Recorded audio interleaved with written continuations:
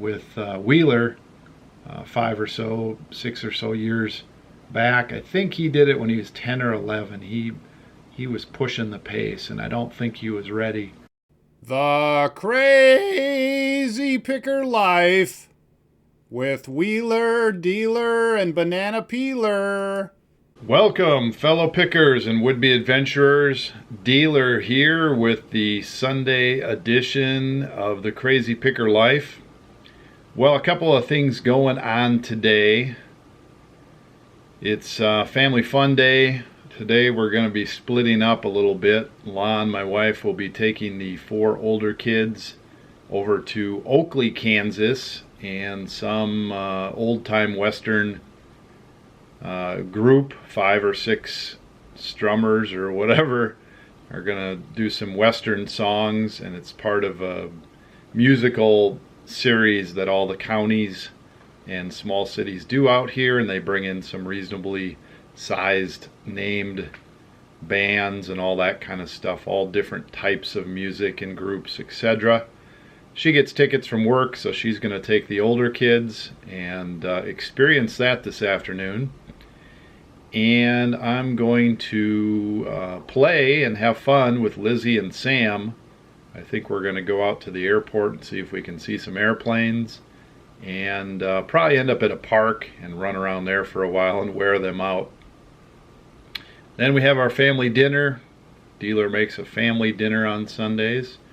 And tonight, the rumor is we're going to get the deluxe Monopoly board and game pieces and all that out, and we're going to have some sort of a family game for those that want to play Monopoly.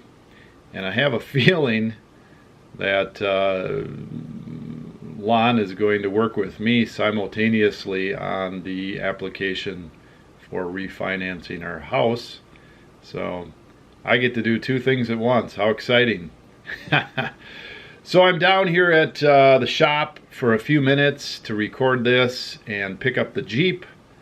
Lon's vehicle is not that great for out of town, so she doesn't like to drive my big van, and now until we get her a car, which is coming soon, she's going to drive my Jeep. Ah! That was part of the deal that I made when I got it, that if she goes out of town and asks, she gets the Jeep. So there you go. Lon, I trust you. Please take care of my Jeep. After you watch this, it'll be too late. Okay, so I don't think I'm going to show too much of that other stuff on camera. I mean, watching Monopoly is fun, sort of like watching grass grow and paint dry. And running around with the younger kids is a lot of fun. I think I'm going to devote my attention to that today. And if you want to have a full day's events from beginning to end with all kinds of cinematic experience, although I do not agree with hardly any of his philosophies or candidates for presidency, you can tune into Casey Neistat. He does a great job of showing beginning to end family fun days. And Adam the Woo also has a nice vlog for that type of thing. This one's going to be more hardcore. We're going to get to the point, right? So I'm in my thinking corner, my Schlitz thinking corner. I don't have my chair reclined quite like I did the other day. I think I got some more sleep today. Feeling better from the week, kicked whatever was going on. Lots more energy, whatever, right? Wheeler and Banana Peeler, my 2 oldest boys, and myself are taking an entrepreneurial class locally. Many of you who watch the vlog have heard me talk about that. It's this Ice House Entrepreneurship program. And I've got the student workbook here. We took 2 weeks of it so far. It's been interesting. I actually came out of there already with some ideas that I can apply indirectly to my business and life. And really, a recommendation is make sure you're immersing yourself from time to time in some positive mentorship, quality, business and life stuff. Nobody's going to change your attitude for the better or make your day better other than you. And so you've got to, keep immersed in some things that are going to keep you peppy and upbeat. It's really easy in business, and I think in the eBay realm, to get off track or even down a little bit. And so you got to constantly feed on good stuff. This is pretty good stuff. This book, I would recommend this, I guess. I haven't read many books lately. Who Owns the Ice House? 8 life lessons from an unlikely entrepreneur. Clifton Taubert and Gary Schoeniger. Who Owns the Ice House? It's a pretty good book. Okay, so I need your help, first of all. I have an assignment that I have to do for Wednesday, and I guess it's going to continue for the next couple of weeks. And I need to talk face to face to some people about my business idea. And I can do some of that locally, but most people, when I talk to them face to face about eBay or a new business idea related to eBay, there's this kind of like question marks and stuff go on. They don't really understand it very much. And so my best resource is you guys out there, my viewers, right? So I need your help. I need you to listen a little bit to my pitch for my new business idea. Many of you will be able to guess it, and many of you will be going, because they already know what my business idea is really. I'll reveal that here in a minute.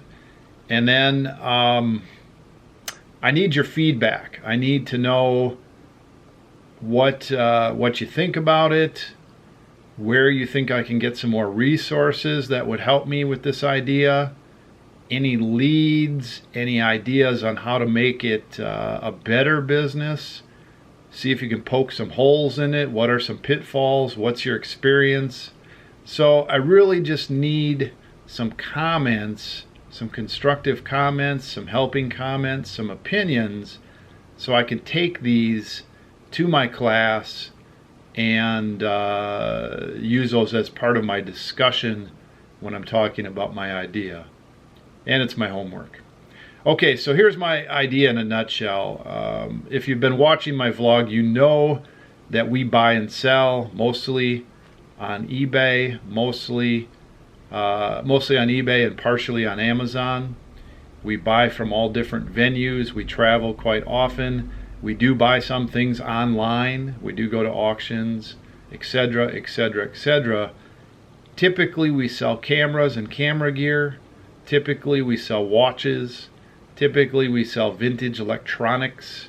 Typically, we sell signs and advertising and a little bit of everything else. Belt buckles and hats and old calculators and old toys. I think that having some niche categories that you specialize in is valuable. I used to sell high-end air purifiers. I was that air guy. I sold 1, maybe 2 lines of high-end purifiers. I'd buy them low, sell them high. I'd back it up with question answerability, service, all that kind of stuff, even an occasional phone call back in the day. From there, when that market waned, I still was in it 1 foot for a while, and I used the product, but I moved on to test strips, diabetic test strips, and I bought and sold those for a number of years. And again, I developed a persona, test strip guy, and moved from selling to smaller buyers to bigger buyers to off eBay to all kinds of things. And I still have that business trickle in today, as I've shown on the vlog. However, it became very competitive and it became harder to advertise. And the big guys that make the test strips don't necessarily like the test strip business. So there's some problems sticking your thumb out too far. So I've let that business go quite a bit. From there, we went to American Picker Style, and we just started picking up all kinds of stuff and learned an awful lot about things. And we started a niche in the camera business and became that Canon guy. And my son Wheeler latched onto that, and he just loves that business. And more recently, we started Northwest Kansas Watches, which is a watch business niche. And Wheeler, again, likes that one quite a bit. I think it's hard to do two businesses well. I can already see some challenges. Obviously, not sure where that's going to go, but we have two strong niches there and one person mostly doing the listing there. I help him on the purchasing. I help him obviously on the shipping and the question answering and just the financial end of it and the whole structuring of that thing. I am looking at starting another niche. This is my new business, and I bet you can guess it, but it is high-end beer brewery advertising. Now, there is a wide gamut of brewery stuff, beer stuff. There's coolers like I've shown you, there's signs, there's glasses, there's statues, there's print, there's posters, there's inflatables, there's barware, there's clothing. I mean, you could get into all ends of it. What I would like to focus on, and along the way, I guarantee you I'll pick up everything else that's cool, but what I would like to focus on is the older and the higher end signage. I have not tapped all the resources to purchase this type of thing. I've basically just purchased in two places, our travels and on eBay. I've bought some things on eBay. And our travels have included auctions, flea markets, antique stores, rummage sales, the like, thrift stores. So I need to expand where I'm buying in order to get the best deals, and then I need to be able to buy well, pick well, and then I don't know about list often, but I need to list in a way that makes me become the expert in this area, and also I need to offer good, very niche items, and I need to do that in a good way.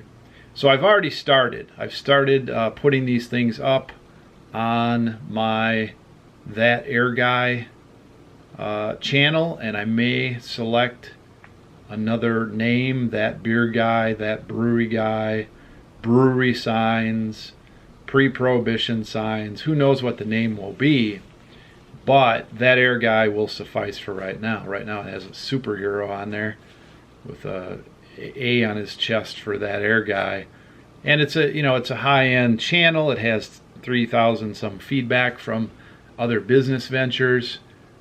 Just going to have high-end brewery stuff on there. Currently I have my two 1900s turn of the century steel signs. I have a country club sign, and I have that Miller curved Miller High Life curved porcelain sign. So I have some other ideas about this niche. I have some other ideas where I'm going to buy signs. I have a vague business plan on the pricing and how I'm going to do that. It's obviously a buy and hold, buy it now at a reasonably high price and wait for the right purchaser. I'm not looking to liquidate. I'm not looking to price myself completely out of the selling market. However, people that are really interested will make offers. So far I've got lots of watchers on my signs, and it may be partially you guys, and it may be partially interested buyers. Okay, so that is the basic premise and the basic idea. Again, I need your feedback. What do you think about my idea? What do you think about the market out there? What do you know about those things? What do you think about my chances of purchasing good stuff? What do you think about my chances of selling good stuff? What do you think about the resources out there? What should I invest in? What should I look at? Who should I copy? Who should I mimic? Who's done this before? Who's the industry standard? All those questions. Give me any feedback that you can on this idea. Do you think it's a good idea? Do you think it's a bad idea? Etc., etc., etc. I appreciate your help. I think that's the show for today. I'm going to take a break for the rest of the day. Busy week ahead. I'm not 100% sure that we're not going picking on Saturday next week. It is likely we won't, and we'll just go the week after. Well, that means 6 days in a row of listing 10 a day, plus the next Monday. That's 7 days in a row. I need to come up with 70 items, and then I need to be able to list those. I think I have 70 items around here, but I don't think I have much more than that. So it ought to be exciting for me, maybe for you. It might be interesting. It's certainly going to be grueling. There's going to be several nights that are going to be tough. I have to look at Wednesday night when I have my class. Last week we got out. We went there at 5:30 and we got out at 8:30 p.m. That makes for a short night if you want to get any sleep. So that's what's coming up. I threatened to do a question and answer session pretty soon again, a live question and answer with Wheeler. Maybe we'll do that Saturday. It depends. The downside of doing it Saturday, if we're around, is I still have to list my 10, and I do have projects at home that are stacked up, so that's going to be a tough deal. Okay, I think that's it. I appreciate you watching. I appreciate all the support. I appreciate you helping me with my homework. Another thing, Banana Peeler starts his paper route this week, so that's going to be exciting. He's in for it. It's gonna be tough to find all the houses the first week. So I'll have to get involved with that a little bit. It's going to be eye-opening for him. I remember my own paper route, and I remember doing it with Wheeler 6 or so years back. I think he did it when he was 10 or 11. He was pushing the pace, and I don't think he was ready. He was ready to get out and see the world a little bit, and then the paper route became second. Oh, do I have stories. Stories. All my kids. Lots of fun. Okay, again, I appreciate you watching and your comments and your thumbs up and all your encouragement. I will be back tomorrow with a regular daily vlog. Dealer is out. Hey, Wheeler. Dealer Production.